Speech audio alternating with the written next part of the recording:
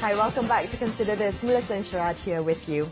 Now, fishermen and environmentalists are up in arms over Penang's plans to expand its land area through a massive reclamation project. The Penang South Reclaimation Development, or PSR, had been in the works since 2015, but approval was delayed by concerns over the environmental impact. Now, in July, Penang's Chief Minister Chow Kon Yeow announced that the federal government had given the green light to the PSR project, which will involve the building of 3 artificial islands off Penang's southern coast. Now, this will create some 1,800 hectares of land to be sold to the Penang, to fund the Penang Transport Master Plan. So we have joining us on the line, Ku Salma Nasution, the Vice President of Penang Heritage Trust. Salma, thanks so much for joining us today. Now, I'd like to get your help to help us understand the opposition to this project. Where exactly is it stemming from? On the one hand, you have the civil society and residents of Penang who are very concerned about environmental destruction that's going to be caused by the Penang South Reclamation. And then, of course, you have the fishermen who are actually fighting for their own survival because their livelihood actually depends on the fish that comes from the sea. It's live catch from the sea. So I think this year, we somehow got together and then we said, actually we're fighting the same thing, so we should come together and stand together in solidarity. Salma, a question of who is our stakeholders in the story, right? We do see the fishermen, and I think their plight is often highlighted by the media. But what about the projection of this project as being something about the future? It's about the islands will take 15 to 20 years to build. The development and associated economies are projected into the future of some 50 years. So are the stakeholders also the future generations, the children of fishermen, who might want work in the modern economy that is promised by this project? I think let's look at Penang not as an island, but as a state. Because there are a lot of people in Seberang Perai who have been waiting for development for a long time. And they say that actually the Penang state government has totally forgotten about them, even though the Chief Minister said in his Vision 2030 that the future of Penang is in Seberang Perai. But actually, all the investment that he's trying to attract and is going to be for Penang Island. So the development, definitely the residents of Seberang Perai have a big stake in Penang. Right. So you're thinking about decentralizing the development of the island and into Penang mainland as well. I want to touch a little bit, Salma, on the environmental impact of this project. Now, have the environmental concerns been addressed? Because if I'm not mistaken, the second version of the environmental impact assessment had been approved by the Department of Environment with a list of 72 conditions that were not disclosed, but it has been approved. So do you feel that that is sufficient to address the environmental concerns?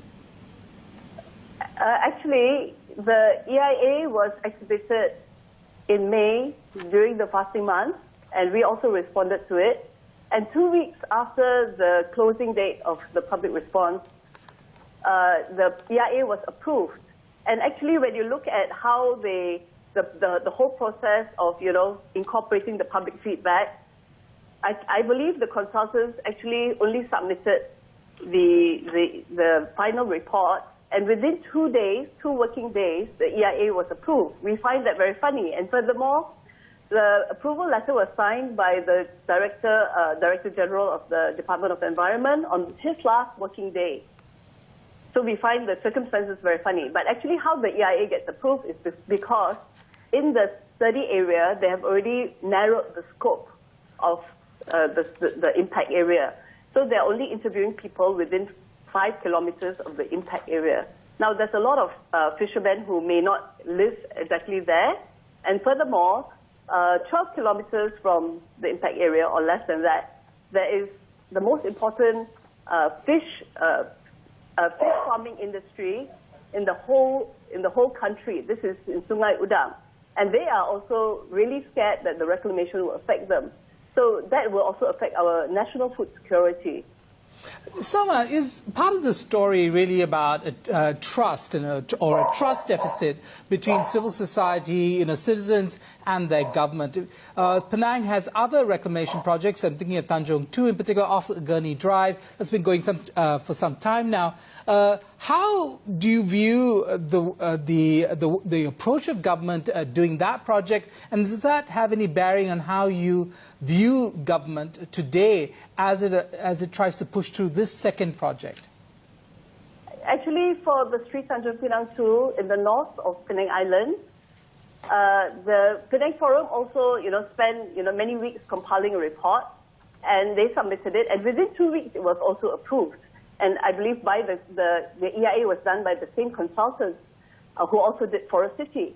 Now, the fishermen who have been gone through the experience of Sri Tanjung Penang 2, who live in Tanjung Tokong, the whole North Coast, and also in Seberang Perai, the northern part of Seberang Perai, they're very badly affected by Sri Tanjung Penang 2 reclamation. They say that the fish catch that they had, which was, so many kilograms before, now is only 30% of what it used to be. So that's why the fishermen as a whole are really against this reclamation, because most of the waters around Penang in the north and also in the channel have already been polluted. And this is the last remaining area where they have still quite, rich fisheries. And they really want to take care of this because they already saw how the other fishermen in the north have been suffering. Right. And furthermore, I noticed that Dr. Afif says that in 2016 they did a social impact survey, and they found that the situation in the south wasn't too good. And that is because, if you remember, the second Penang Bridge was only completed in 2014. The fishermen said that when they did the footings for the second Penang Bridge, they dumped the tailings, west of Pulau Kendi, and they forgot about the monsoon, because the monsoon blows everything back to shore. And when that happened, actually, 2016 was a bad year, 2015, and then the fisheries department thought about, sort of investing in artificial reefs. And they did that for a few years, and only now it is bearing results. That means the fisheries have been revived in the south. And now, when they start with the reclamation, the first thing they're going to do is scrape all the mudflats. That means within the first year of work, they're going to totally destroy the ecosystem. Can we accept that as Penang people, that we're not going to have fresh fish? Can the future generation accept that you have destroyed the whole ecosystem for them? And can the fishermen, whose very livelihood depends on it, how could they possibly accept that? Salma, thank you so much for speaking with us. You mentioned Dr. Afif in your response. Now, we have him joining us on the line via Skype.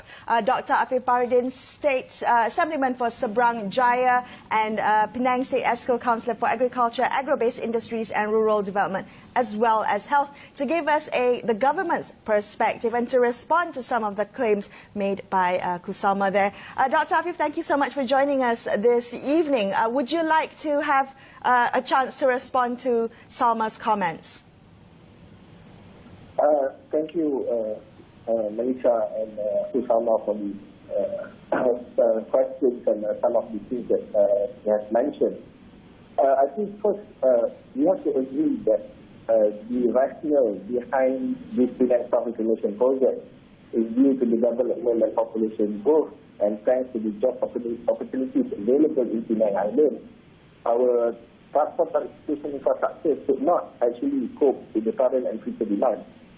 In fact, the key is ensuring Penang become more competitive among the foreign investors is for us to have the right infrastructure, and things like good telecommunication backbone, computer local government support, and of course an integrated public transport system. And also, that's why we have proposed the Penang Transport Master Plan. The state government decided at that time that we open a proposal and tender from the private sector to not only quote the cost of the project, but also methods in making a suitable financing model for this project. So that's how we come about with the South Penang Initiative, where we find not only be able to fund the Penang Transport Master Plan project, but at the same time as a catalyst for the economic growth, especially for the community south of Penang Island. As you know, I think Melissa, you are from Penang. And we have seen a lot of development start coming up in Seberang Perai. And we have to prepare Penang not only for the 10 years that's coming, but we are preparing Penang for the next 20 and 30 years.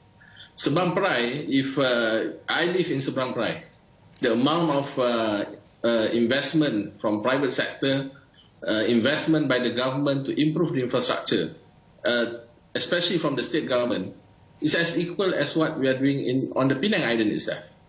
But we cannot deny the fact the southern part of Penang Island itself does require a development. And with the current infrastructure that we have, for example, the Penang Airport and the free industrial zone area, free trade zone area in Bayan Lepas, we know for sure that it's already been congested and there's no vacancy at all. So that's the reason of expanding this to a new island on the south side of the Penang Island is the main reason why we will be able to say that this project will be the catalyst for economic growth in Penang. Dr. Afif, So if I can just interrupt you here, because we understand some of the economic rationale for the project, but in a time when the entire planet is talking about our environmental crisis, the question of trade-offs is a tricky one. You're saying we should trade our pristine environments where fisheries are got and so on and so forth for a presumed benefit in terms of jobs in the future. But can that logic hold today when the country, not just the country but the planet, is suffering from an environmental crisis? I would say, I think if you look back at the history of Penang, even most of the heritage sites, some of it are actually on the reclaimed land that was reclaimed before by the British. And that's how the Penang state has been progressing years and years. And I wouldn't say that there is no environmental impact at all on this new proposed island. But that's why we actually came out with a very lengthy and elaborated mitigation plans in order to be able for not only the population, but definitely the environment itself, the ecosystem itself, will be able to handle the impact of this project as minimal as possible.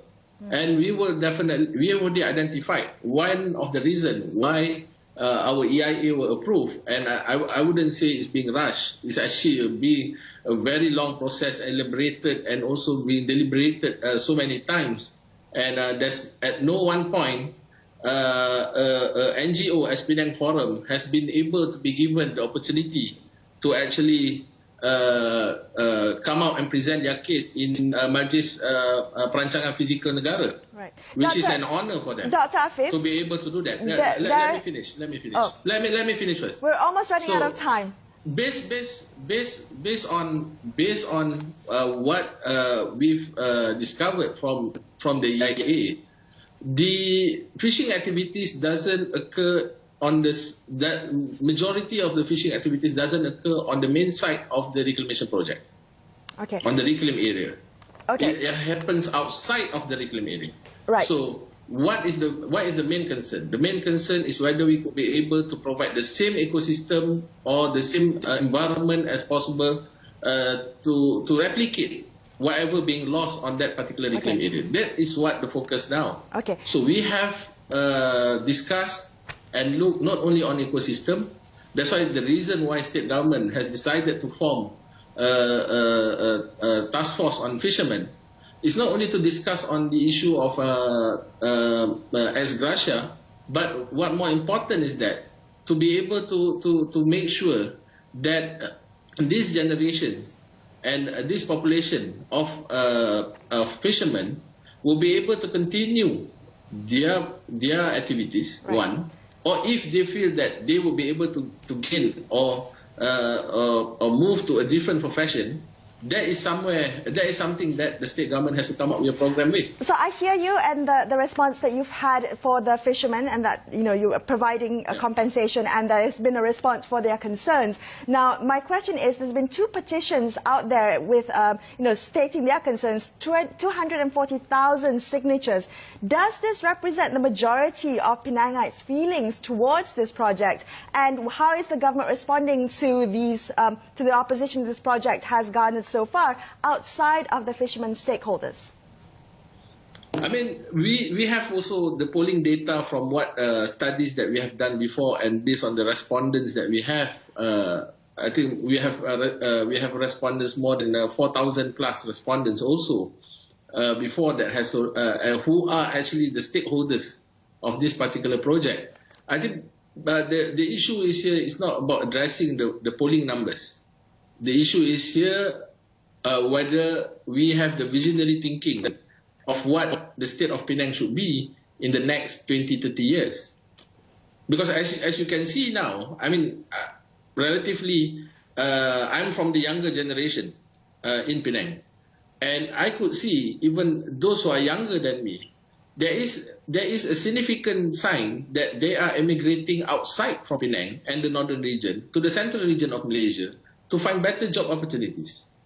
And this is proven by the statistic by the North Corridor Implementation Authority, where they showed that immigration is high in the northern region and also in Penang, and more people are moving out from Penang, especially the younger generation, because when they want to build a better life and also to have a better job opportunities, they actually migrate to Kuala Lumpur or to Singapore.